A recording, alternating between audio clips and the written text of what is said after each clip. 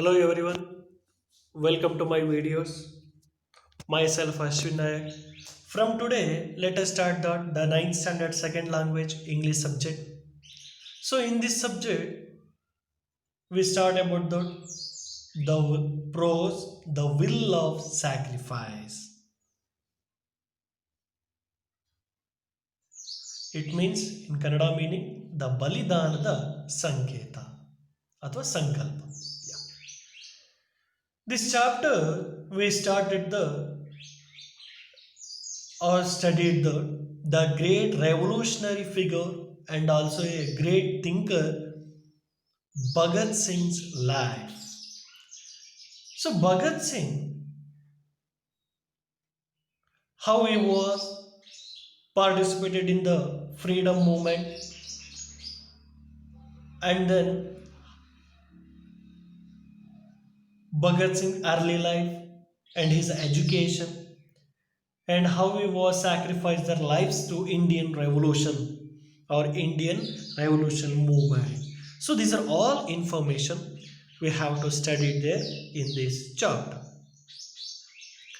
Okay, let us see. Started the lesson, the will of sacrifice. So at that first part, it is says about that. So how he was in the early life of Bhagat Singh and his education. Okay, let me continue to know. The Bhagat Singh, he was born on September 27, the 1907 in Katkar Kalan, Punjab. In British India, his grandfather Arjun Singh, father Kishan Singh, and his uncle Ajit Singh were all active in the freedom struggle. Bhagat Singh came into contact with some well unknown political leaders like Lala Lajpat Rai and Ras Bihari Bose, the while studying at local DAV school in Lahore in 1960. In response to Mahatma Gandhi's call for non cooperation against the British rule in 1921. Okay, Bhagat Singh, he was born on 27 September the 1907 in the Katkar Kalan, Punjab. So at that the British ಇಂಡಿಯಾದಲ್ಲಿದ್ದಂತಹ ಪಂಜಾಬಿನ ಕಾಟ್ಕರ್ ಕಲಾನ್ ಅನ್ನೋ ಪ್ರದೇಶದಲ್ಲಿ ಭಗತ್ ಸಿಂಗ್ ಅವರು ಹುಡ್ತಾರೆ. His family members is also included to participated on that freedom struggle movement. So, okay, who are the family members to participated on the freedom struggle movement? Okay, his family members, his grandfather Arjun Singh and his father Kishan Singh and his uncle Ajit Singh were all active to participated on the freedom struggle movement. So the young Bhagat Singh came into contact with that some well-known the political leader Lala Lajpat Rai and Ras Bihari Bose, the while studying at local school DAV in Lahore.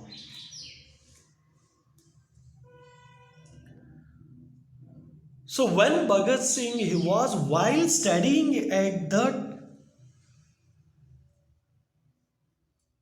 DAV school in Lahore ಓದ್ತಾ ಇರಬೇಕಾದ್ರೆ ಭಗತ್ ಸಿಂಗ್ ಅವರಿಗೆ ಹೆಸರಾಂತ ನಾಯಕರಾದಂತಹ ಲಾಲಾ ಲಜಪತ್ ರಾಯ್ ಹಾಗೂ ರಾಸ್ ಬಿಹಾರಿ ಬೋಸ್ ಅವರ contact ಕೂಡ ಇತ್ತಂತೆ. ಅವಾಗ ಅವರು ಲಾಹೋರಿನ DAV ಸ್ಕೂಲ್, ಸೊ DAV ಅಂತ ಹೇಳಿದರೆ ದಯಾನಂದ ಆಂಗ್ಲೋ ವರ್ನಾಕ್ಯುಲರ್ ಸ್ಕೂಲ್ ಅಂತ ಹೇಳಿ ಓದ್ತಾ ಇದ್ರು. In response to Mahatma Gandhi's call for non-cooperation against the British rule in 1921, 1921ರಲ್ಲಿ ಗಾಂಧೀಜಿಯವರು ಅಸಹಕಾರ ಚಳುವಳಿಗೆ ಕರೆ ಕೊಟ್ಟಾಗ ಸೊ ಭಗತ್ ಸಿಂಗ್ ಅವರು ಏನು ಮಾಡಿದ್ರು ಅಂತ ಹೇಳಿದ್ರೆ DAV ಸ್ಕೂಲನ್ನು ಬಿಟ್ಬಿಟ್ಟು he joined the national school at Lahore. ಅನಂತರ ಯಾವಾಗ ಗಾಂಧೀಜಿಯವರು ಅಸಹಕಾರ ಚಳುವಳಿಗೆ ಕರೆಯನ್ನು ಕೊಡ್ತಾರೋ ಸೊ ಅವಾಗ Bhagat Singh to left the school and joined the national school at Lahore. So this school was the centre of revolutionary activities. So ಯಾಕೆ ಅವ್ರು ಬಿಡಲಿಕ್ಕೆ ಮೇನ್ ಕಾರಣ ಅಂತ ಹೇಳಿದ್ರೆ DAV ಸ್ಕೂಲ್ಗಿನ ನ್ಯಾಷನಲ್ ಸ್ಕೂಲು ಕ್ರಾಂತಿಕಾರಿ ಚಟುವಟಿಕೆಗಳಿಗೆ ಅತಿ ಹೆಚ್ಚು ಪ್ರೇರಣೆಯನ್ನು ಕೊಡ್ತಿದ್ದಂಥ ಸ್ಕೂಲು, ಹಾಗೆ ಕ್ರಾಂತಿಕಾರಿಯಲ್ಲಿ ಭಾಗವಹಿಸಲಿಕ್ಕೆ ತುಂಬ ಹೆಲ್ಪ್ ಆಗ್ತಿದ್ದಂಥ ಸ್ಕೂಲ್. ಸೊ ಹಾಗಾಗಿ ಭಗತ್ ಸಿಂಗ್ ಅವರು ಏನು ಮಾಡಿದ್ರು ಅಂತಂದರೆ DAV ಸ್ಕೂಲನ್ನು ಬಿಟ್ಬಿಟ್ಟು next joined the national school at that Lahore. Here he came into contact with revolutionaries such as Bhagavati Charan and Sukhdev and others. So when did Bhagat Singh, he was joined the national school at Lahore. He came into contact with the Bhagat Singh. ಅವರು Bhagavati Charan and Sukhdev ಹಾಗೂ ಇತರ ಕ್ರಾಂತಿಕಾರಿಗಳ ಸಂಪರ್ಕವನ್ನು ಪಡೆದುಕೊಳ್ತಾರೆ. So ಇದಾದ ನಂತರ he became the member of Hindustan Republican Association formed by the revolutionaries of Uttar Pradesh. There he was initiated into their firebrand activities, and then he became the member of Hindustan Republican Association.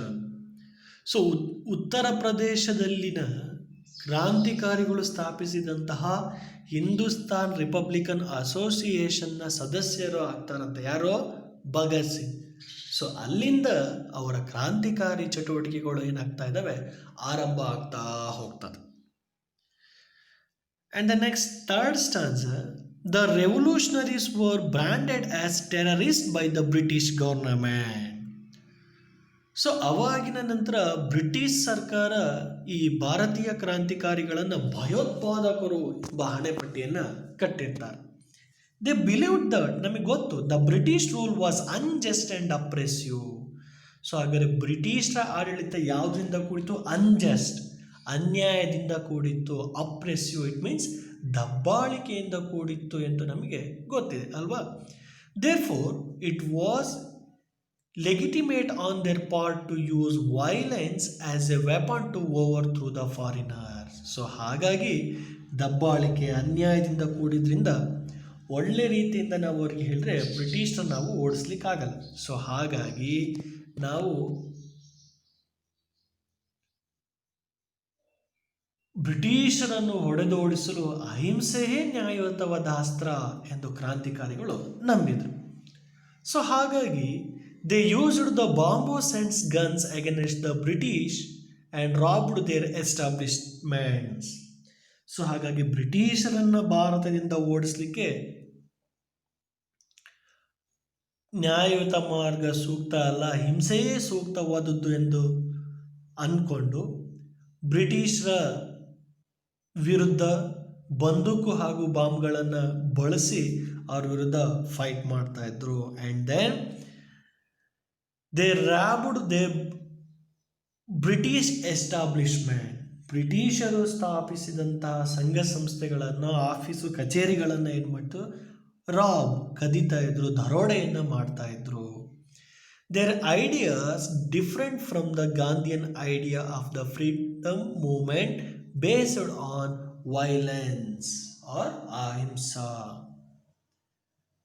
ಈ ಕ್ರಾಂತಿಕಾರಿಗಳ ಚಳುವಳಿಯ ಸಿದ್ಧಾಂತ ಹೇಗಿತ್ತು ಅಂತ ಹೇಳಿದ್ರೆ ಗಾಂಧೀಜಿಯವರ ಅಹಿಂಸಾ ಸಿದ್ಧಾಂತಕ್ಕಿಂತ ಭಿನ್ನವಾಗಿತ್ತು. ಗಾಂಧೀಜಿಯವರು ಏನು ಮಾಡ್ತಿದ್ರು, ಅಹಿಂಸಾ ಮಾರ್ಗದಿಂದ ಅವರನ್ನು ಗೆಲ್ಲಬೇಕು ಅಂತ ಇದ್ರು. ಆದರೆ ಅದರಿಂದ ಸಾಧ್ಯನ ಬ್ರಿಟಿಷ್ನ ಗೆಲ್ಲಲಿಕ್ಕೆ ಇಲ್ಲ ಅಂತ ಹೇಳಿ ಈ ಕ್ರಾಂತಿಕಾರಿಗಳು ಹಿಂಸಾ ಮಾರ್ಗವನ್ನೇ ಅನುಸರಿಸಿದರೆ ಸೂಕ್ತ ಅಂಥೇಳಿ ಆಗ್ತಾರೆ. ಹಾಗಾಗಿ ಗಾಂಧೀಜಿಯವರ ಸಿದ್ಧಾಂತಕ್ಕೂ ಕ್ರಾಂತಿಕಾರಿಗಳ ಸಿದ್ಧಾಂತಕ್ಕೂ ಸ್ವಲ್ಪ ವ್ಯತ್ಯಾಸವೇ ಇರ್ತಾ ಇದ್ವು. And then fourth stanza, Bhagat Singh is remembered today not only a bold revolutionary figure but also a great thinker. So ಇವತ್ತಿಗೂ ಕೂಡ ನಾವು ಭಗತ್ ಸಿಂಗ್ ಅವರನ್ನು ಯಾಕೆ ಸ್ಮರಿಸ್ತೇವೆ ಅಂತ ಹೇಳಿದ್ರೆ ಅವರೊಬ್ಬ ಧೈರ್ಯವಂತ ಕ್ರಾಂತಿಕಾರಿ ಅಷ್ಟೇ ಅಲ್ಲದೆ ಹೆಸರಾಂತಕ ಚಿಂತಕ ಆಲ್ಸೋ. ಆದ್ದರಿಂದ even today we have to remember not only a bold revolutionary figure but also a great thinker. ಇದನ್ನು 1 or 2 ಮಾರ್ಕ್ಸ್ಗೆ ಕೇಳ್ತಾರೆ. Why is Bhagat Singh remember even today ಅಂತ ಕೇಳಿದ್ರೆ Bhagat Singh, he is remembered today not only for a bold revolutionary figure but also a great thinker ಅಂತ ಹೇಳಿ ನೀವು ಆನ್ಸರ್ನ ಬರೀಬೇಕಾಗ್ತದೆ. He was steeped into the best tradition of socialistic thought.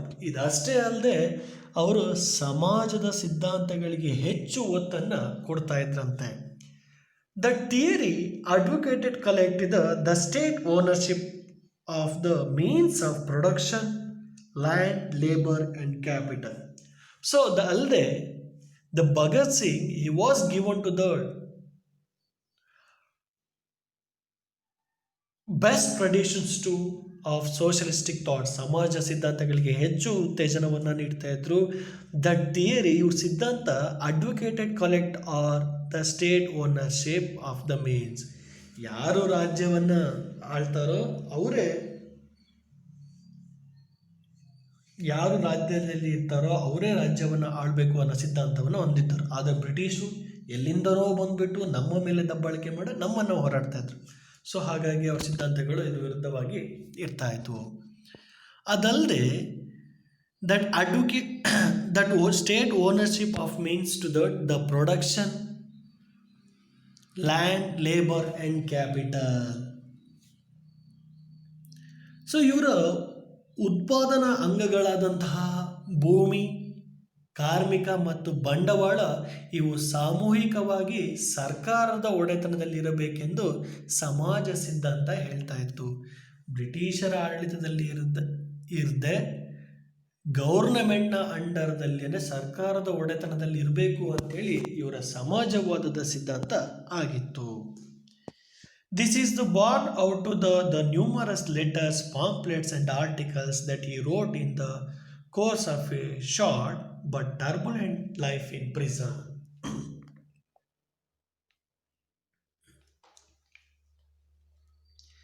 ಇದರ ಬಗ್ಗೆ ಅಂದರೆ ಸಮಾಜ ಸಿದ್ಧಾಂತದ ಬಗ್ಗೆ ಭಗತ್ ಸಿಂಗ್ ಅವರು ಜೈಲಲ್ಲಿದ್ದಾಗ ಬರೆದಂತಹ ಅನೇಕ ಪತ್ರಗಳಾಗಿರ್ಬೋದು, ಕರಪತ್ರಗಳಾಗಿರ್ಬೋದು, ಲೇಖನಗಳಿಂದ ನಮಗೆ ತಿಳಿತಾ ಹೋಗ್ತದೆ.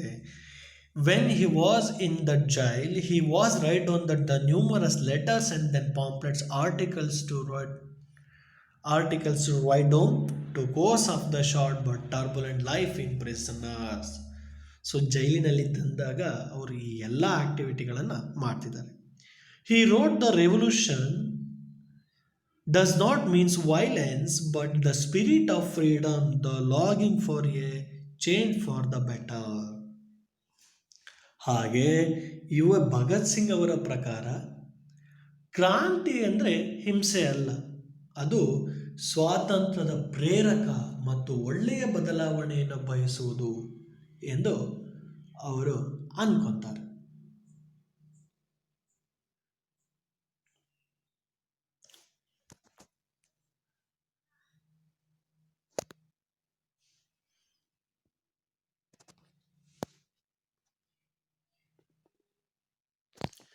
ಸೊ ಹೀಗಿರಬೇಕಾದ್ರೆ the incident that brought a total changes in the life of Bhagat Singh was the brutal attack by the police on veteran freedom fighter Lala Lajpat Rai at an anti-British procession. So ಹೀಗಿರ್ಬೇಕಾದ್ರೆ ಕೆಲವೊಂದು ಘಟನೆಗಳು ಭಗತ್ ಸಿಂಗ್ ಅವರ ಜೀವನವನ್ನು ಬದಲಾಯಿಸ್ತದೆ. ಲಾಲಾ ಲಾಜ್ಪತ್ ರಾಯ್ರವರು ಬ್ರಿಟಿಷರ ವಿರುದ್ಧ ಚಳುವಳಿ ಮಾಡುತ್ತಾ ಮೆರವಣಿಗೆಯನ್ನು ಹೋಗ್ತಿರ್ಬೇಕಾದ್ರೆ ಬ್ರಿಟಿಷರು ಹೊಡೆತದಿಂದ ನವೆಂಬರ್ 17, 1928 ಲಾಲಾ ಲಾಜ್ಪತ್ ರಾಯರು ಸಾವನ್ನಪ್ತಾರೆ. ಇದಕ್ಕಾಗಿ ಭಗತ್ ಸಿಂಗ್ ಅವರು ಪ್ರತೀಕಾರ ತೆಗೆದುಕೊಳ್ಳಲು ನಿರ್ಧರಿಸ್ತಾರೆ. The brutal attack by the police, the veteran freedom fighter ಅಂತ ಹೇಳಿದ್ರೆ ದ ಮೇನ್ ಲೀಡರ್ ಅನ್ನೋ ಮೀನಿಂಗನ್ನು ಕೊಡ್ತದೆ.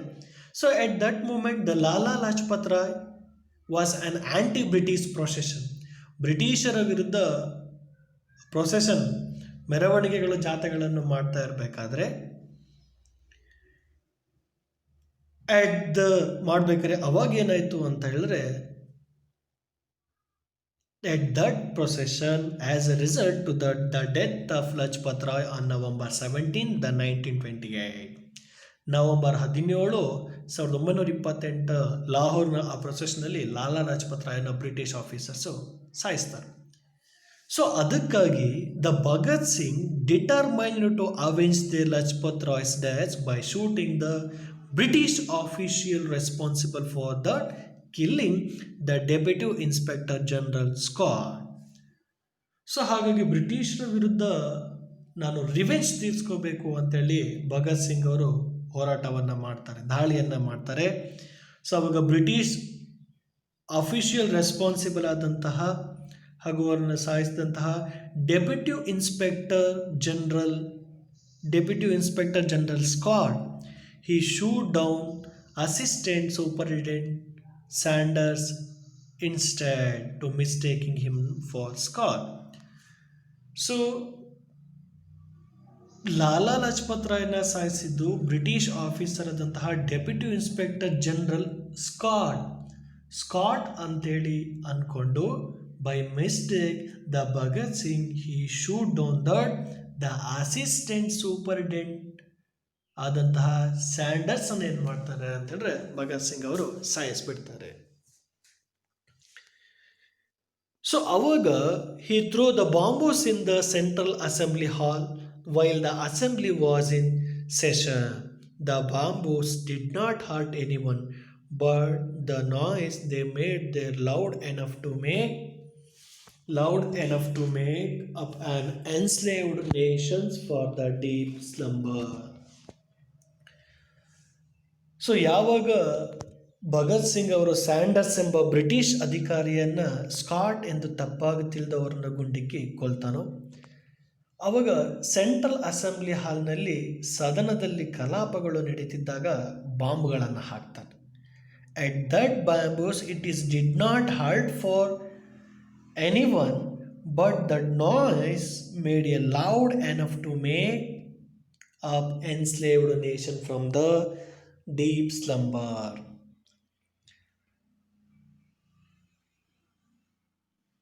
ಸೊ ಅವಾಗ ಬಾಂಬುಗಳನ್ನು ಹಾಕಿದಾಗ ಯಾರಿಗೂ ತೊಂದರೆ ಆಗದಿದ್ದರೂ ಸಹ ಸದನದಲ್ಲಿ ದೊಡ್ಡ ಶಬ್ದವನ್ನು ಉಂಟು ಮಾಡ್ತದೆ. ನಿಜ ಹೇಳಬೇಕಂದ್ರೆ ಇದು ದೀರ್ಘ ನಿದ್ದೆಯಲ್ಲಿದ್ದಂತಹ ದೇಶವನ್ನು ಸ್ವತಂತ್ರ ಹೋರಾಟಕ್ಕಾಗಿ ಎಚ್ಚರಿಸಿದಂತೆ ಆಗ್ತದೆ ಅಂತ ಹೇಳ್ತಾರೆ. So what happen in that next? So ಹಾಗಾದರೆ ಭಗತ್ ಸಿಂಗ್ ಅವರನ್ನು ಬ್ರಿಟಿಷ್ ಗೌರ್ಮೆಂಟು ಬಂಧಿಸ್ತಾ ಏನು ಮಾಡ್ತು ಅನ್ನೋದನ್ನು ಇನ್ ಮೈ ನೆಕ್ಸ್ಟ್ ಕ್ಲಾಸಲ್ಲಿ ತಿಳ್ಕೊಂಡು ಬರೋಣ.